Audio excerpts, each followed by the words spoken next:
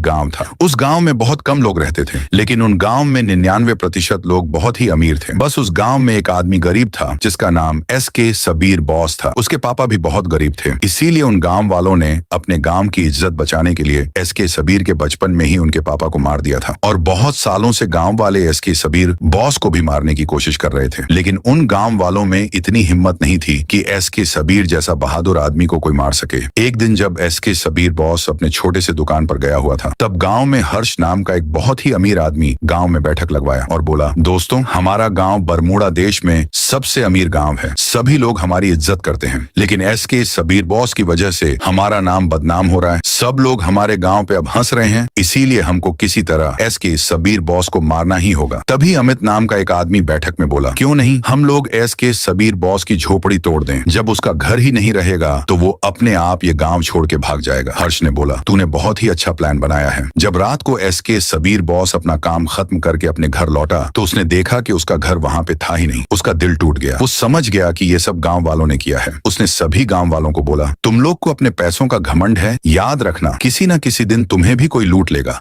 और तुम मजबूर हो जाओगे। इतना कहकर एसके सबीर गांव छोड़ के चला गया। बहुत समय बीत गए, गांव वाले अमीर होते गए, लेकिन उनकी अमीरी को किसी की नजर लग गई थी। पवन नाम का एक बहुत ही बड़ा गुंडा को शांतिपुर गांव के बारे में पता चला। उसने तुरंत अपनी गन वगैरह रेडी किया और शांतिपुर पे हमला कर दिया। वहां के सभी लोगों को उसने कैद कर लिया। अपने घरों से सोना, चांदी, हीरे जवाहरात चुरा लिया और पवन ने सभी लोगों को लूट के बोला, तुम लोग अमीर तो बहुत हो, लेकिन इस गाँव में कोई असली मर्द नहीं। और सभी गाँव वालों पर हंस के चला गया। तब सभी लोग एसके सबीर बॉस की बातों को याद करके रोने लगे। इन सभी लोगों ने सोचा कि किसी तरह एसके सबीर बॉस हमारे गांव वापस लौटेगा, तभी हमारा गांव सुरक्षित रहेगा। और उसी दिन से सभी गांव वाले एसके सबीर की तलाश में निकल गए। क्या एसके सबीर गांव में वापस जाएगा? जानने के लिए सब्सक्राइब करके कमेंट में लिख दो पार्ट 2।